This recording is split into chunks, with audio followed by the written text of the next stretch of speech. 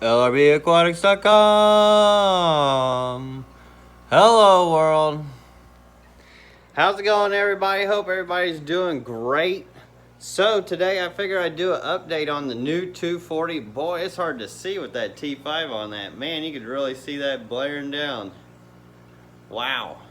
So anyways, I'm going to share with you guys an update on this, what I decided to do with the substrate.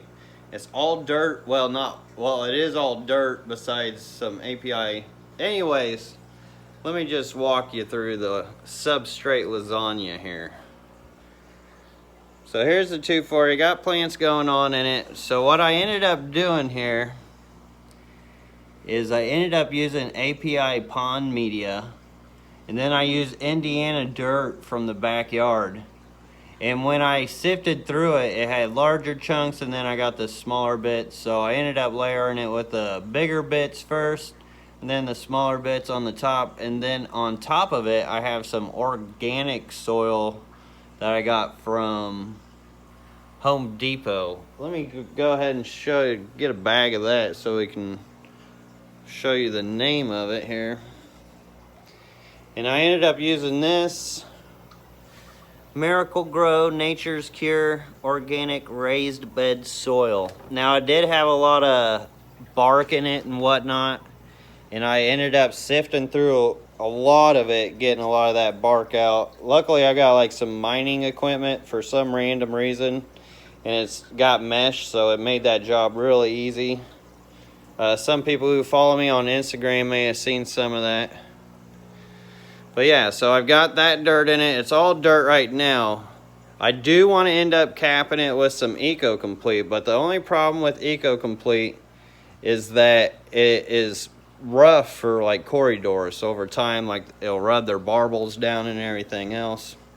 Now, yes, I did have a lot of floaties from the dirt, but I just kind of swooped them up throughout time. I had a net just for it. And then I would get the hose siphoned down over into this corner here, and I'd leave it down there in the corner, and it'd draw all that bark and everything else, the film on top, into this corner, and then just suction it in. It worked really well. And then as far as like let me turn off this dehumidifier here. But as far as the tannins and whatnot, I also left the circulation pump off.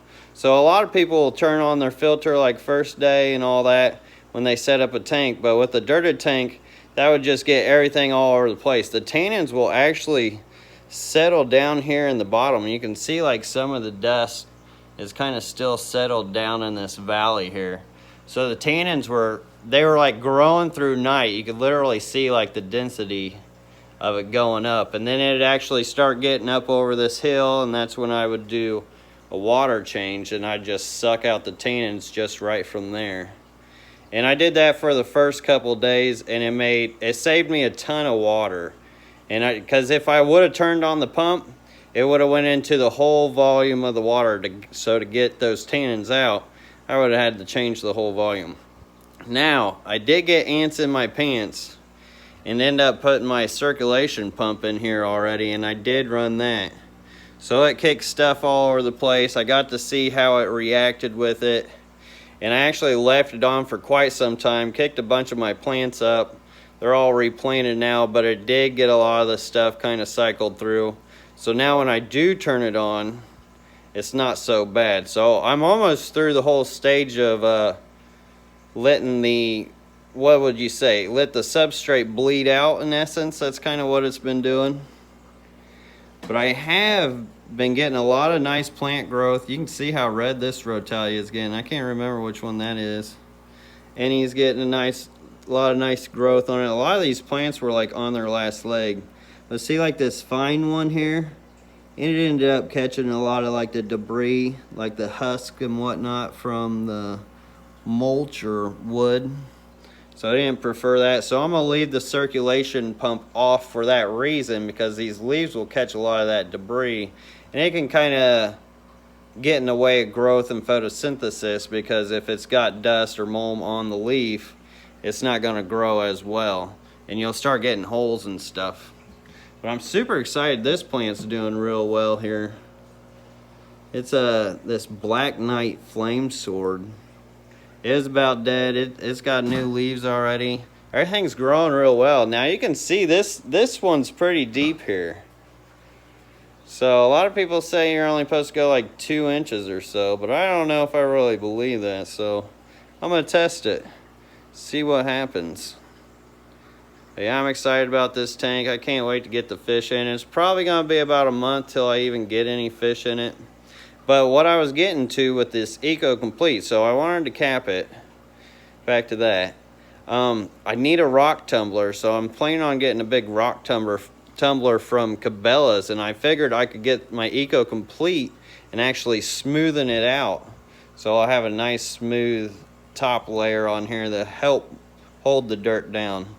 But won't the dirt eventually level out? Now I did try it with the circulation pump, and the way I got it running, it's actually perfect because it'll push a lot this way and then it'll drag it back this way. So it actually works perfect for the tank, which I could plug it in real quick, show you guys. I kind of don't want to though, because I like to keep the bubbles on these leaves as long as possible. I know it's kind of, can't really focus in on the bubbles right now. You can see this Kimberly's purling.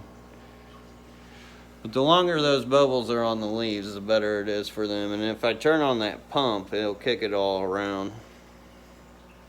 But yes, so that's what's going on with the 240.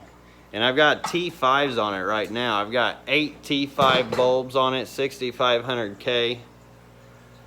And it seems to be doing a pretty good job. I did order these 2 LED grow lights.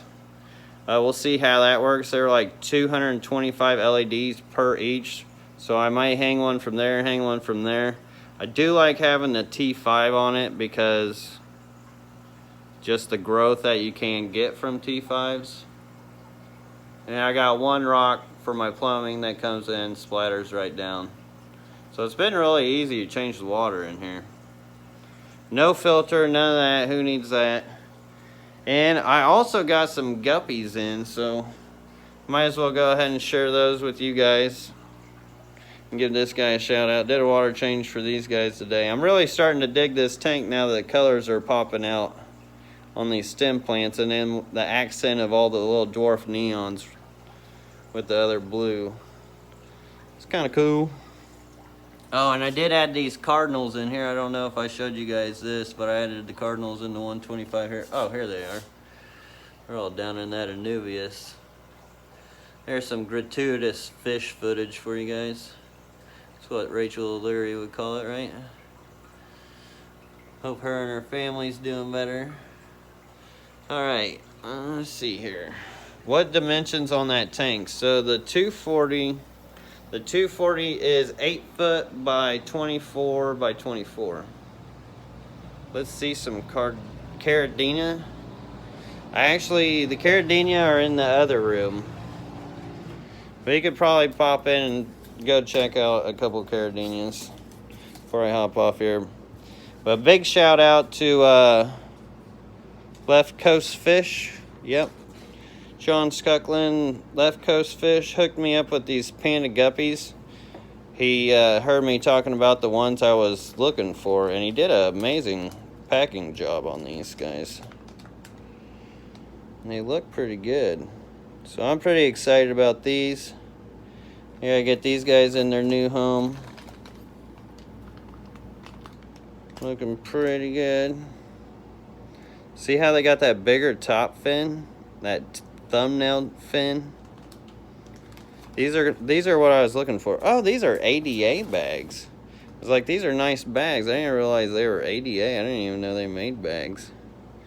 That's a whole nother. Holy moly, look at that. He said he put a real nice pair in here so I could see what the line really does, like an older pair. Look at those pectorials. Dude, John, thanks for the fish. I just now getting to look into the box, really, because it's been pretty crazy. Oh, speaking of which, I should have mentioned this earlier in the video. Shipping this week's getting pushed to Monday because Wesley decided to wake up way early last night. I didn't even get to start shipping around 4. It was a little crazy, so that's going to be pushed to Monday. But yeah, I got to get those taken care of. Left Coast Fish, thank you so much. Great looking guppies. Alright, you guys want to see some Caridina real quick, I guess? Which that's actually going to be one of the next rack builds. But that's going to be in a little bit before I get to that, which is going to be on that side. I've got some pandas over here. Nice looking panda. I actually need to put these pandas with these pandas. I got some more over here. I'm gonna end up putting my betas in. Oh, I'm telling you guys too much already. There's some gratuitous Caridina. Now you gotta keep in mind my fish room really hasn't been changed too much in the last month as far as water and all that, just because I haven't had time to keep things clean. But for most part, everything looks to be doing pretty good. What in the world is this? Is that a male changing? Or is that like kind of like an albino? See, that one's all different from the rest. Oh, that one's kind of the same color. Anywho, I'll have to keep an eye out on that. Those two are just standing out. 2 of them are really, really standing out of all these. That's weird. Dante 9192, I got your plants. They are very nice. Thanks. Awesome, Dante. Glad to hear it. I gotta turn this dehumidifier. I often get asked what I do to combat humidity. So you notice I got dehumidifiers all over the place. But Dante, thank you so much for that super chat. I'm glad you're happy with your plants. That's the nice thing about my plants is they're already growing underneath the water, so they kind of help. Here's the crystal red tank. You can see there's babies all over the place doing their thing. Snails everywhere. Then the only other ones I have here are the galaxies. There's one front and center, one behind it. There's quite a few of them in here now, because they have bred off. They've only bred one batch so far. There's another one. I gotta get all this guppy grass out here. So if you guys want to help me get rid of some guppy grass, go hit up lrbaquatics.com. Clean guppy grass, no algae. Same with pearlweed. A lot of people ask me about the pearlweed. See here, I got it floated. Or you can plant it like this and it'll bush out. But the Rotalia Colorado is just kind of gaining its ground. But I love it because it makes a nice little nesting for shrimp and fish. Same with the guppy grass. And yes, here's some yellow, some neocaradinas for you guys. Heck, I could have called this a little mini fish tour. There's a lot to show you guys. I just need time.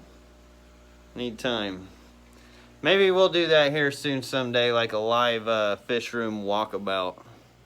We'll see. But I gotta keep this one short because I gotta keep at it. I'm actually working on the fry rack, which I don't know. I was gonna wait and save that update till later. What fish? Oh, okay. So, alright. I think that does it. So, like, subscribe, share, all that jazz. And I hope you guys enjoyed. Maybe you learned something from it. Should be an interesting tank with this deep, dirted substrate. So, I don't know. Should be interesting. Alright, so anyways. Peace, everybody. Later.